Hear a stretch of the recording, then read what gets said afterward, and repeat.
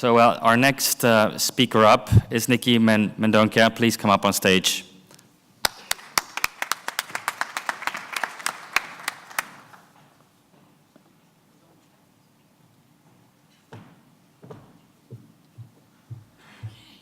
And it's Mendonca, sorry. Everyone forgets to put the cedilla on my C, but it's Mendonca. So I'm just going to share a couple of thoughts on marketing in the age of disruption. Andreas particularly wanted me, and Eric wanted me to focus on a view from the plethora of clients that we work with at Accenture. So because obviously disruption is front of mind with everyone, but more specifically with a lot of global CMOs, we decided to do a little bit of an analysis by talking to around 3,500 companies across 20 industries to try and create what we called a disruptability index, to basically try and help clients understand where they are in the sort of disruption spectrum and how they can better start to look at their business and potentially pivot their business. So what did we find out? Well, a lot of this is actually in the public domain on Accenture.com, so you can have a look for yourselves. But more surprisingly, probably not surprisingly, but more starkly, is that 63% of companies are actually experiencing disruption right now. And obviously, as I said, it's more acutely felt within the marketing fraternity. 44% of companies are then highly susceptible to future disruption.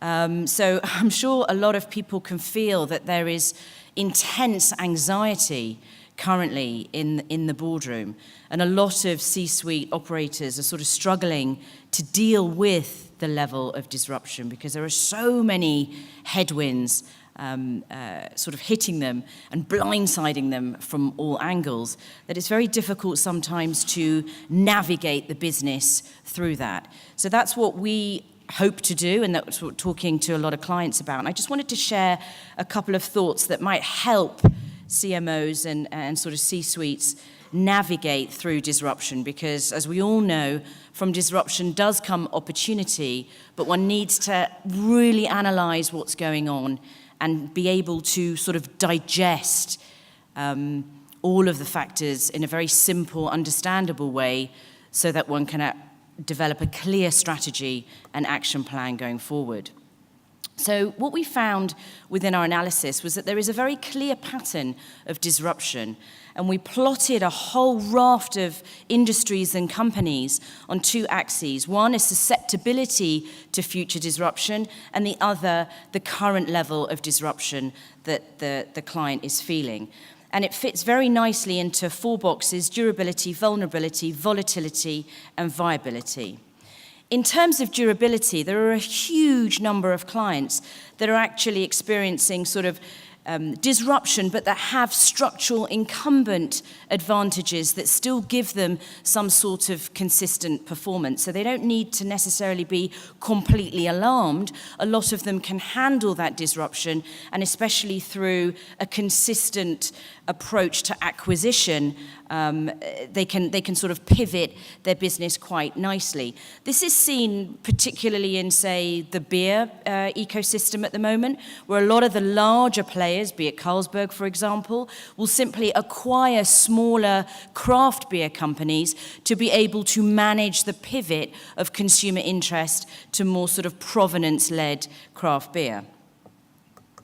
In terms of vulnerability, it's very interesting to see that suddenly, almost, within the last 2 or 3 years, there's a huge structural weaknesses that have been exposed in many sectors that suddenly make them, suddenly expose them to significant risk. And it seems like it's almost happened very, very quickly. The barriers to entry actually inhibit a lot of small disruptor penetration, but there are a lot of big players who are disrupting a lot of sectors. And this can be really, it's very starkly observed in the ecosystem that Amazon and the many businesses that Amazon is currently disrupting. Obviously, their acquisition of Whole Foods, I think, surprised a lot of people because no one thought that Amazon was actually going to get into bricks and mortar. But again, you can see how that's automatically given them a very important and powerful global network for the business. And now Amazon are obviously going into healthcare, and I think it's going to completely re-articulate the healthcare business, particularly in the States. In terms of volatility, here we found that, sources of strength have actually become weaknesses, which again is quite shocking. Large disruptors and smaller disruptors and nimble disruptors have actually started to unlock new sources of value within established ecosystems. And again, I think the whole taxi sector is an excellent example of this, whether it was Uber, Lyft, Careem, Way to Go. There are many, many examples where app operators and app businesses have completely upended the taxi fraternity and created a completely new consumer supply chain. And taken a lot of people by surprise. So I think that's an excellent example there. Then on to viability. Here you've got embryonic or reborn industries and a kind of a new articulation of new spaces. High rates of innovation, meaning the sources of competitive advantage sometimes can actually be quite short-lived. And again, I think an excellent illustration of this is within the world of OTT, over-the-top players like Netflix, Amazon Prime, Hulu, etc. The list goes on because actually it's quite a burgeoning space now as more and more, we see more and more entrants into the marketplace. And really upending traditional players. I mean, everyone's heard of excessive cord cutting, particularly in the States, but now a real problem across the whole of Europe. And that whole ecosystem is being blindsided and re-articulated in the eyes of the consumer as they actually want to pull their content and not necessarily have it linear dictated to them. So that's a small snapshot of what the pattern of disruption is. And what this really means is that companies must really redefine now the role of marketing. We see that there is an excellent opportunity for marketing to seriously be the sweet spot in between sort of the customer voice and the customer expectation, and then obviously the corporate objectives. If the marketing department isn't the voice of the consumer within an organization, then I think potentially there are problems ahead. I think that is one of the most important roles now for marketing, and that's the only thing that's going to allow marketing to really be the growth engine of a business. And if it isn't a growth engine, and if marketing can't properly prove the ROI that they're adding to the business and the return on every single dollar spent, then newsflash, there is definitely a problem ahead. But, of course, marketing and the data that sits within marketing really will operate as steroids to this change. And a lot of CMOs are actually demonstrating that they are the growth engines within a company, obviously much to the CEO's delight. But I still think that there are many CMOs who potentially need to switch out of those roles or understand that the data, the plethora, the depth and breadth of data that they have within marketing and within the organization should really be harnessed to grow that business. And of course, Emily hinted at earlier for Intel how difficult it is just to be able to harness the data from a myriad number of departments and areas within the company. But it absolutely is a job that has to be done, because otherwise you're not going to get that performance delta in your marketing. So at Accenture, we very simply look at it like in terms of data-directed experience marketing. Jorge already talked about Tesla and how everything is revolving along the lines of a customer experience. That really is the sweet spot, how we see the sweet spot of marketing today. And it really is all about creating an ownable, sustainable, differentiated customer experience for that client. And there are many different areas that we look at within this cycle to sort of bring that to bear for clients and help them with their whole entire marketing agenda. In terms of the whole envision piece, what we have noticed, and I'm sure, I'm preaching to the converted here, is quite a pivot to the humanization of brands, and brands really becoming citizen brands and authentic brands. And really, if you can't communicate your brand's raison d'etre very simply and powerfully in the world today, then again, one has a problem and one should go back to the drawing board. So that's a huge pivot that we're seeing.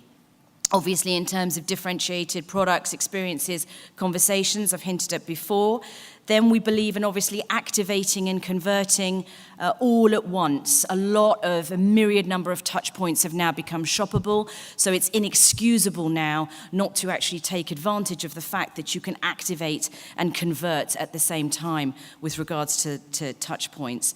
Scale, operate, and optimize, incredibly interesting at the moment. Having a lot of conversations with clients about their architecture, about how to create man and machine marketing operating models that really scale globally.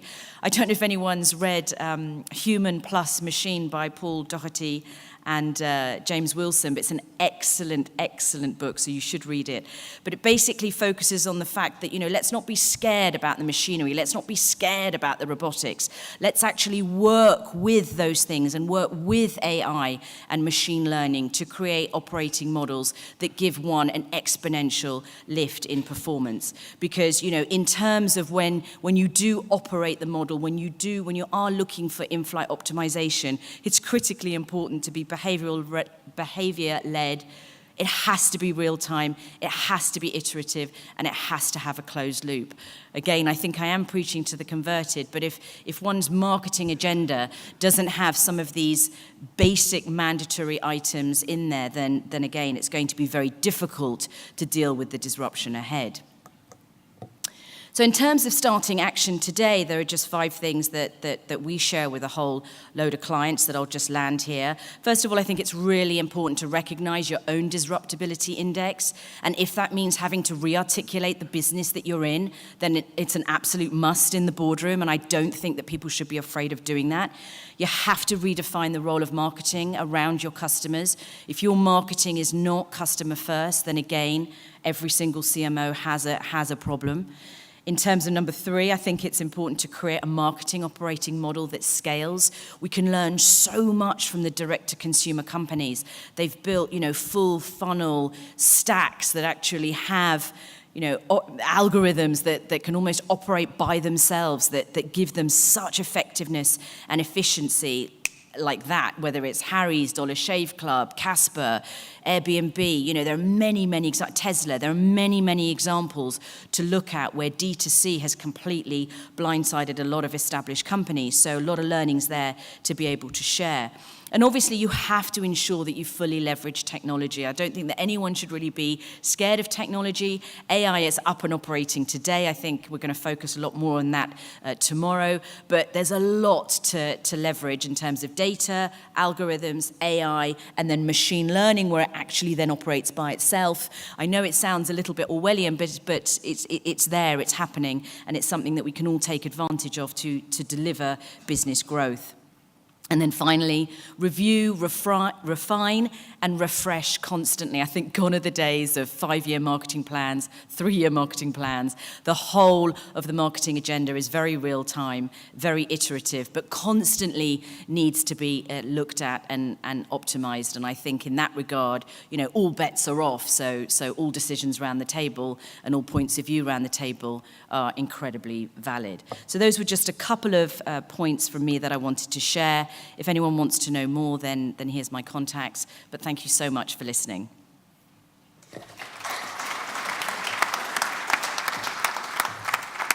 So, thank you, Nikki.